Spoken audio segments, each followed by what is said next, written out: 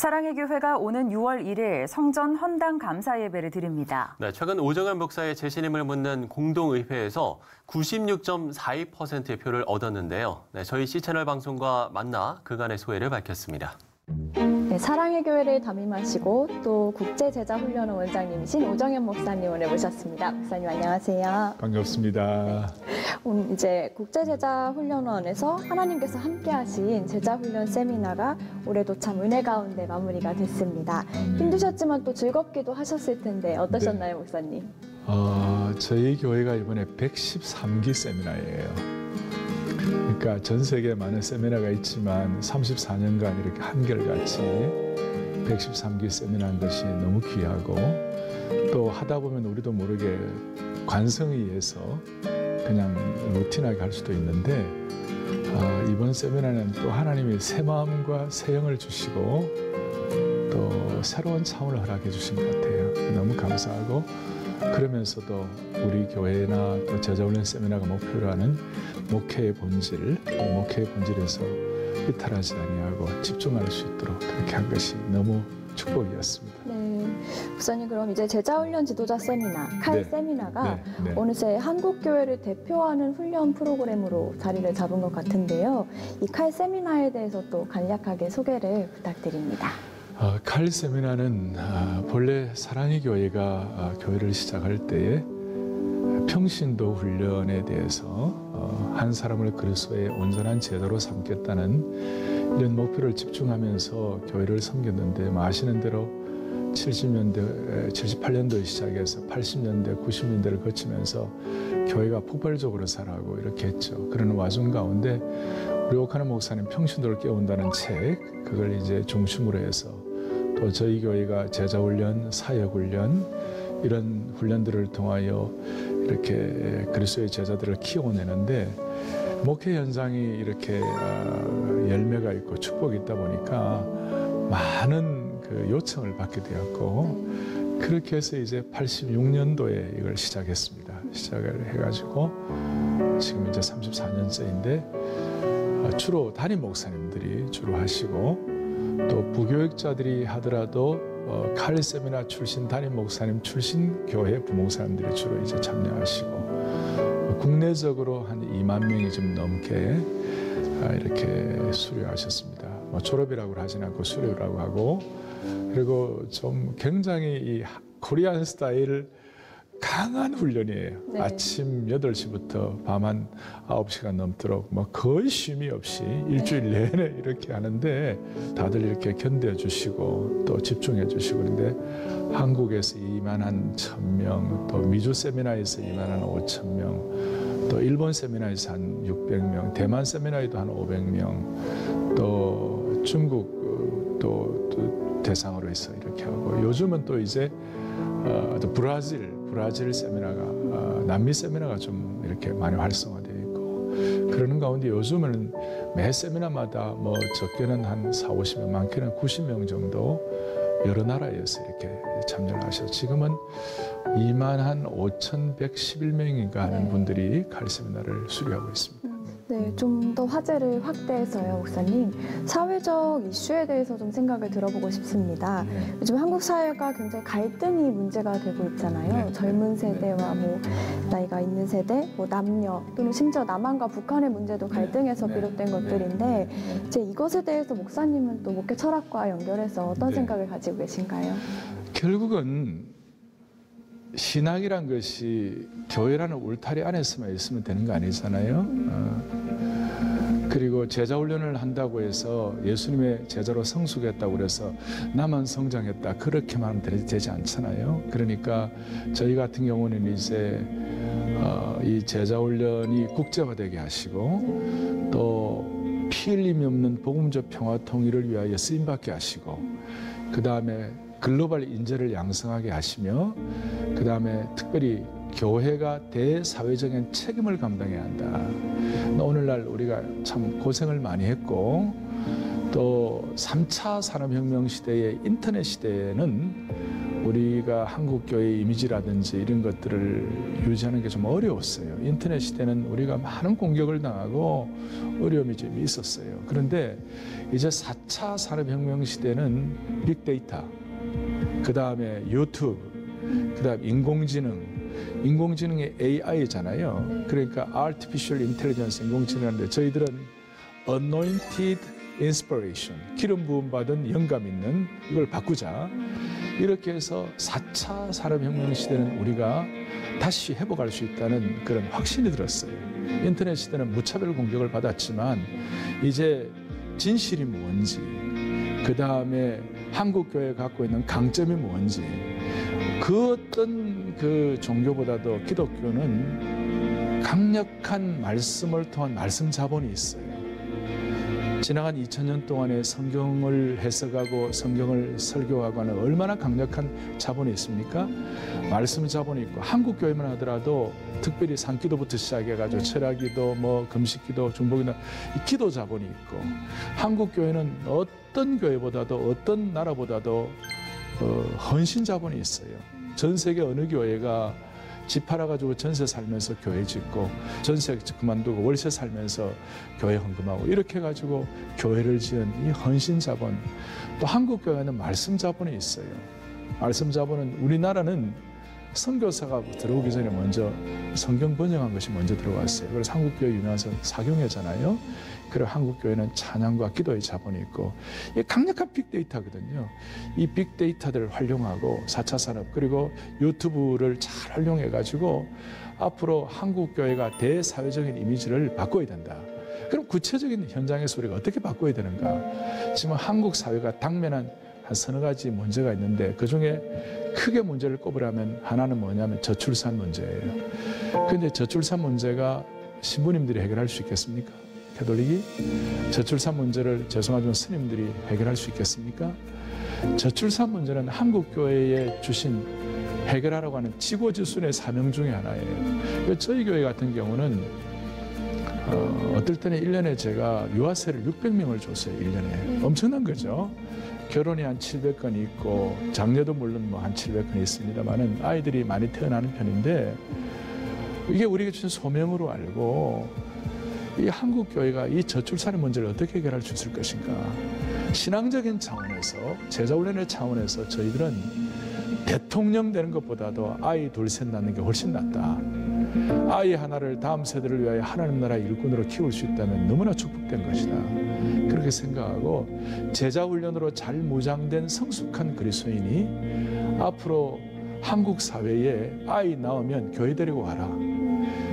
타가를 우리가 다 맡아주겠다. 네. 그리고 교회가 좀 우리가 예산을 확보할 수 있다면 타가를 봐드리는 우리 권사님들이나 이런 분들에게 우리가 다 좀 이렇게 수고료를 지불하더라도, 그러니까 예수를 안 믿어도 교회 애들 데려다 오면 안심이 된다는 거예요. 이번에도 뭐 텔레비에 나왔잖아요. 막 아이들 때리고 막 그랬지 않습니까? 그런데 교회는 그렇게 하지 않을 거 아니에요? 오히려 잘 키워줄 거 아니에요?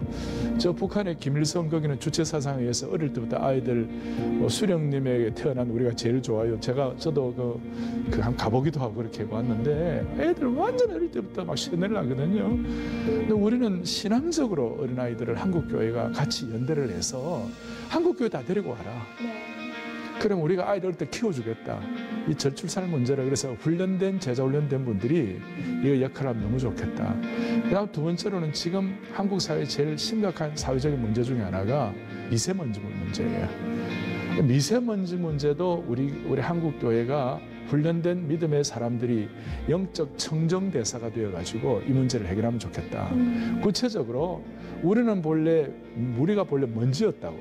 성경은 우리가 dust, from dust, 우리가 먼지였지만 먼지 같은 흙이었지만 성령이 기름 부음 받은 우리가 하나님의 사람으로 지어졌잖아요. 그 창조의 아름다움과 기쁨이 너무 큰데, 문제는 뭐냐? 우리가 오염되고, 우리가 잘못하고, 우리가 죄악에 빠져가지고 이 회복을 그렇게 갈구하고 있잖아요. 그래서 주님이 오셔서 피 흘리셔가지고 다시 회복되게 만들어 주셨죠. 이게 영적인 의미지만 이게 실제적으로 그대로 접목이 되는데, 오늘 우리나라의 이 미세먼지, 초미세먼지 이건 보통 일이 아니에요. 그리고 제가 보니까 교통사고로 죽는 사람들 전 세계적으로 그 150만 명인데 미세먼지 때문에 죽는 사람이 700만이 넘더라고요. 제가 보니까 한국 사회도 이 문제가 보통 우리 해결하지 않으면 안 될 문제예요. 그래서 이 초미세먼지를 성숙하고 이렇게 영적으로 이렇게 균형 잡힌 그리스도의 신실한 제자들이 영적 청정대사가 돼가지고 앞으로 중국 교회와 연합해서 중국 좀 이렇게 좀 잘해달라. 너무 이렇게 그 중국 쪽 그 서해안에다가 화력발전소 많이 지어가지고 한국 괴롭히지 말라. 좀 잘 얘기하고 몽고 쪽에 우리가 한국 교회 성도들이 한 그루 나무 심기 운동도 좀 하고 응?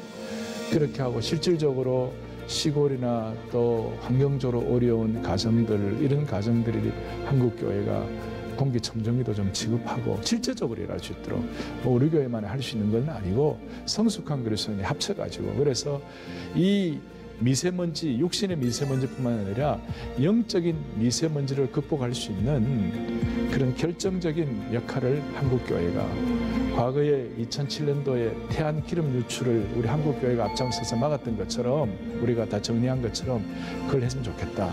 세 번째 사회적인 문제는 지금 갈등 문제예요. 아까 말씀한 대로 이 소위 conflict resolution, 갈등 해소 문제가 보통 심각한 것이 아닌데 2012년에 삼성경제연구소에서 나온 그 발표가 뭐냐면 한 해에 갈등 문제로 생기는 사회적 비용이 300조가 넘는다.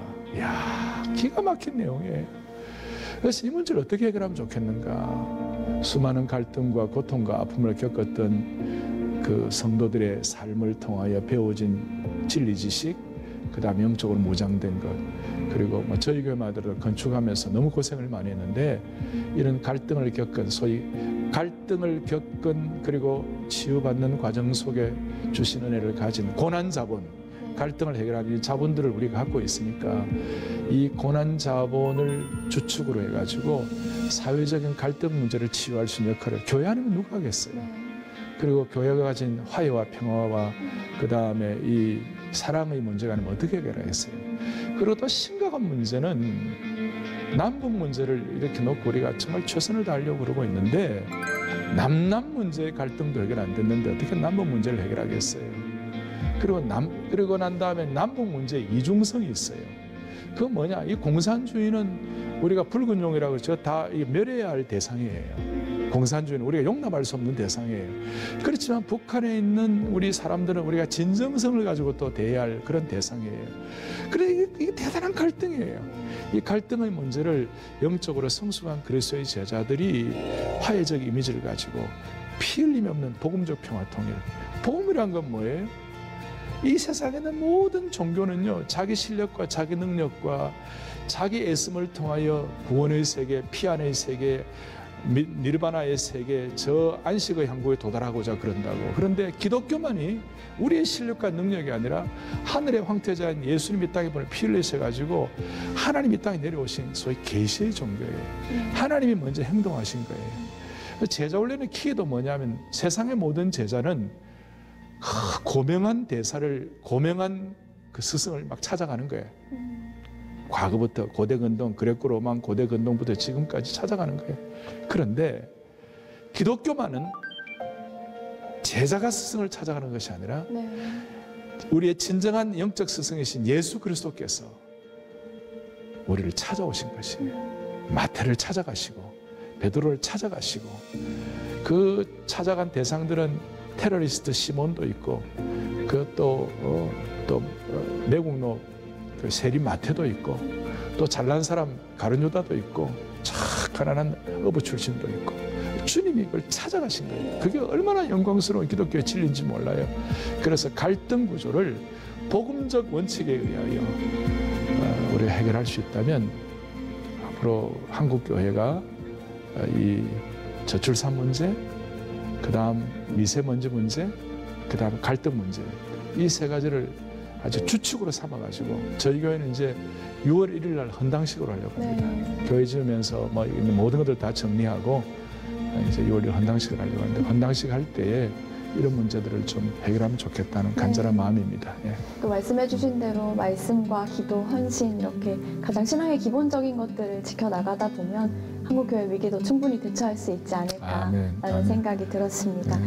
방금 얘기해주신 대로 이제 그 성전 헌당 감사 예배를 앞두고 있는 것으로 네. 알고 있습니다. 네. 네. 그래서 헌당을 계기로 또 사랑의 교회가 국내외 선교 사역에 또 좀 더 활기를 뛸 것으로 예상이 되는데요. 그것과 관련해서 뭐 비전이나 기도 제목이 있으시면 나눠주시면 좋겠습니다.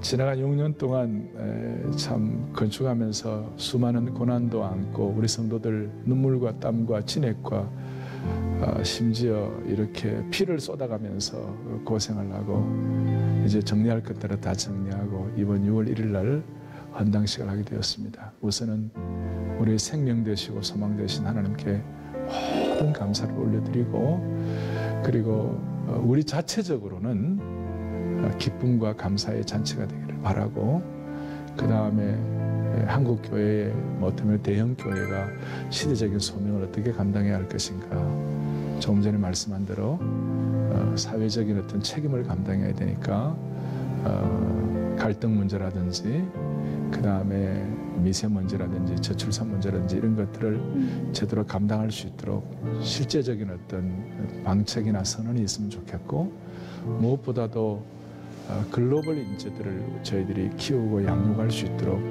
하나님 앞에서 좀 저희들이 다짐하는 그런 계기도 갖고자 합니다. 저희들은 357 비전을 갖고 있습니다.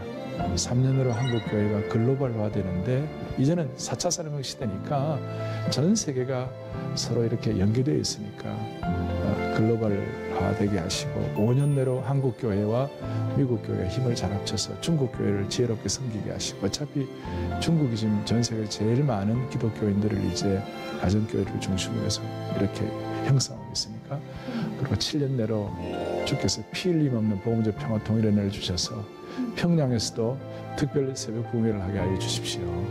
그런 꿈을 갖고 있고 이번에 저희들이 이런 고난을 거치면서 헌당을 하게 됐기 때문에 영적으로 저희들이 잘 준비되고 이런 마음의 소원을 갖고 우리 국가적으로도 그러고 한국교회적으로도 우리가 큰 땅덩어리도 아니고 또 한국 사회가 무슨 대단한 어떤 경제나 뭐 그런 것도 아니지만 제가 한 가지 이제 외국인들이 늘 하는 얘기가 있습니다. 우리가 중국보다도 사람 숫자도 적고 그다음 우리가 일본보다도 경제도 약하고 러시아보다도 우리 주위 4대 우리 주위에 있는 나라들 맞닿은 나라들에 비해서 우리가 다 부족하지만 제가 특별히 미국 교회 지도자들 보고 하는 얘기가 있습니다. 한국 교회가 중국이나 일본보다 강한 것이 있다. 그게 뭐냐? 그러면서 아주 관심이 많아요. 한국 사회가 한국이 강한 것이 있다. 그게 뭐냐? 그래 물을 때 한국 교회가 더 강하다. 그 말은 한국 교회의 책임이 더 크다. 이제 그런 의미를 갖고 헌당식 때 우리가 부족하지만 땅덩어리도 적고 작지만 영적인 강국이 되게 해 주십시오. 또 그런 역할을 하게 해 주십시오. 1세기 교회의 전투력을 다시 한번 회복하게 해 주십시오. 그런 마음이 있습니다. 목사님 좀 추가적으로 마지막으로 질문 드리고 싶은데요. 최근에 이제 공동의회에서 목사님 신임 확인 투표에서 96%가 넘는 결과가 나오지 않았습니까? 혹시 이거에 대해서 목사님은 어떤 생각을 가지고 계신지요? 그래서 하나님 앞에 정말 감사드리고 또 제 마음은 뭉클하고 눈물 나는 얘기죠. 목회를 16년을 목회를 하고 성도들이 다시 96.42%로 많은 분들이 참여하여 그렇게 투표를 해주신 것이 참 너무 감사하고 바울 사도가 고백한 것처럼 앞으로 눈물과 겸손으로 우리 성도들이 예수님의 온전한 제자 될 수 있도록 그렇게 지사충성하겠다는 마음을 제가 다시 한번 다짐을 했고요. 사랑의 교회는 제자훈련을 통하여 주신 시대적 소명을 이제는 저희 교회만이 잘하는 것이 아니고 저희가 작년에 목표를 생명비상, 사명비상, 은사 비상에 대한 목표를 가졌는데 우리만 비상하면 되는 것이 아니고 한국교회와 함께 생명 나눔, 사명 나눔, 은사 나눔으로 저희가 사랑의 교회이지만 한국교회와 우리가 하나입니다. 그리고 우리는 한국교회와 같이 섬기고 나아가겠습니다. 그 마음을 더 절실하게 갖게 되었습니다. 앞으로도 사랑의 교회가 지금까지 이어온 사역처럼 또 세계교회와 한국교회 모두를 넘어서 영적 에너지가 좀 더 풍성해지기를 소망하고 또 나눠주신 기도 제목을 위해서 저희도 함께 기도하도록 하겠습니다. 목사님 오늘 말씀 너무 감사합니다. 아이고 저도 감사합니다. 네, 감사합니다.